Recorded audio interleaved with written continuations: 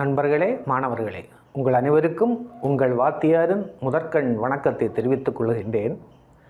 இன்றைய கவிதையின் தலைப்பு கல்வி என்பதாகும். கல்வி என்றால் என்ன என்பது உங்கள் அனைவருக்கும் தெரியும். கல்வி என்றால்